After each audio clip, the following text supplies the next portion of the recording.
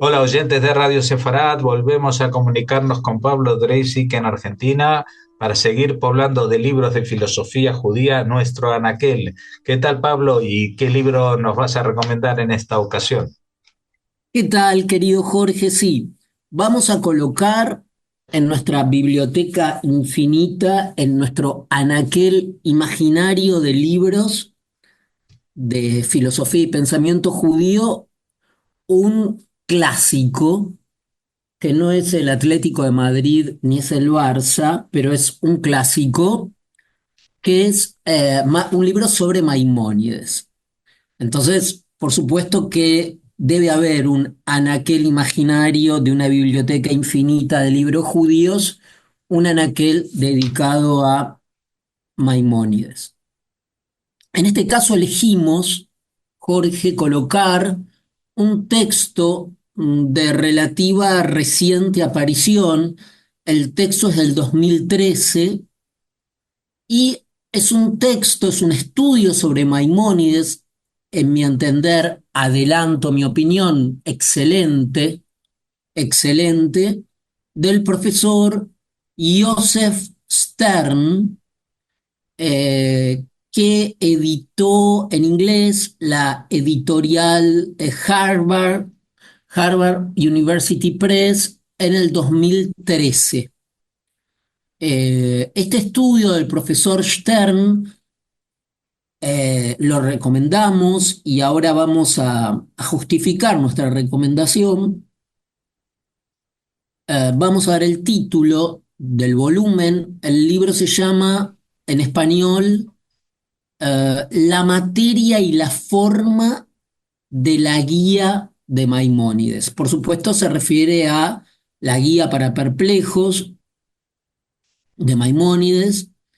eh, y el título, que utiliza en inglés la palabra matter, tiene dos sentidos con el que juega el texto. Por un lado, la idea concreta de materia, ¿no? De materia como lo opuesto a forma, la materia, ¿no? De materialidad.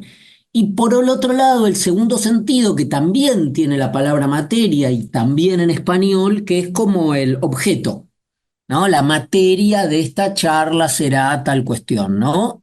El argumento, la cuestión, la materia. Entremos en materia, ¿no? Y en este caso, para el profesor Joseph Stern, la materia es la materia de Maimónides como tema, pero es también la materia como una cuestión, por un lado de materialidad y por otro lado como un argumento de toda la guía. ¿Por qué nos parece importante este libro? Primero que frente a una bibliografía al día de hoy copiosa, enorme, vastísima sobre el pensamiento de Maimónides. Nosotros ya hemos mencionado a nuestro amigo Rafael Herrera Guillén, que ha publicado unos textos maravillosos en español, un gran estudioso de Maimónides. Ahora, ¿por qué frente a esta cantidad de estudios, a veces históricos, a veces filosóficos, como en el caso del profesor Guillén, eh, ¿por qué este texto entre todos también rescatar, este texto del profesor Stern? Porque tiene una visión tan fundamentada como original en un punto. Porque la perspectiva que va a defender en este libro el profesor Stern es que la filosofía de Maimónides, desde un punto de vista epistemológico, pero por supuesto también con consecuencias éticas y hasta políticas, es una filosofía de raigambre escéptica, que uno la puede colocar en la tradición escéptica. Por supuesto, no es un escepticismo tradicional, para quienes estén familiarizados con la historia de la filosofía, no sería estrictamente un escepticismo pirrónico o académico, es decir, el escepticismo para decir lo que descree de la posibilidad de tener un acceso a los objetos o al conocimiento de los objetos y de las personas, sino más bien es un escepticismo, pero es un escepticismo que enfatiza los límites del conocimiento humano y del intelecto por una cuestión inherente, si uno quiere, a la condición humana, que es la limitación de la materia, es decir, de nuestra corporidad y de las exigencias de nuestra corporidad, ¿no? En principio, los intereses que rigen lo corpóreo, sed, hambre, conveniencia, y que de alguna manera obstaculizan la perfección ideal del conocimiento. Esto lo acabo de decir de una manera eh, esquemática, eh, pero para facilitar la comprensión inmediata del oyente y luego, por supuesto, podemos complejizarlo. Eh, la limitación, por un lado, es la limitación material de la materia, pero también es la limitación de nuestro propio lenguaje. Y en este punto es muy interesante el énfasis que pone el autor en lo que tradicionalmente se ha traducido mal como alegoría en Maimónides o incluso parábola.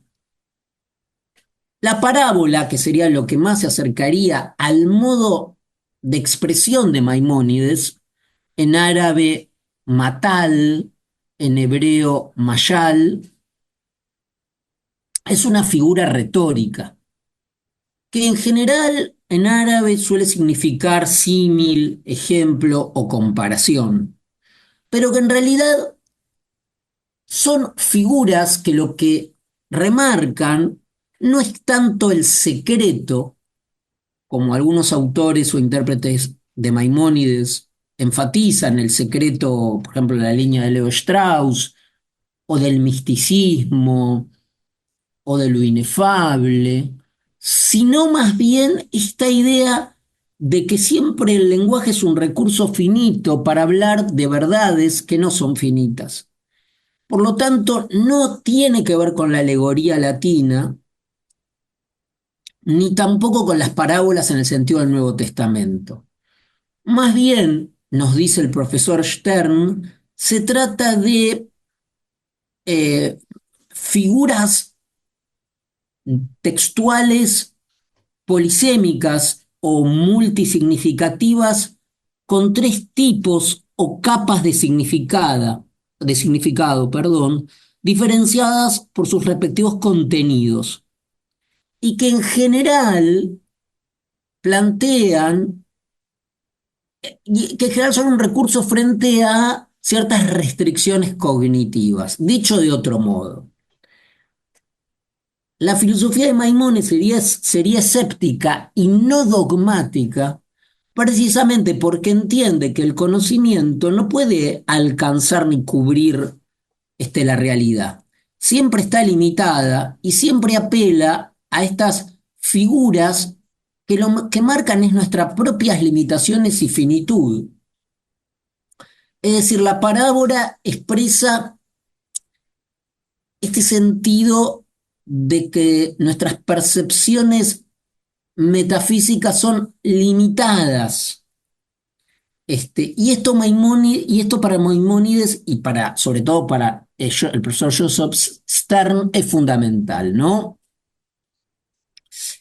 Por supuesto que Maimónides, igual que muchos filósofos judíos y árabes de la época, toman las famosas pruebas o argumentos filosóficos de los mutakalimun o teólogos, ¿no?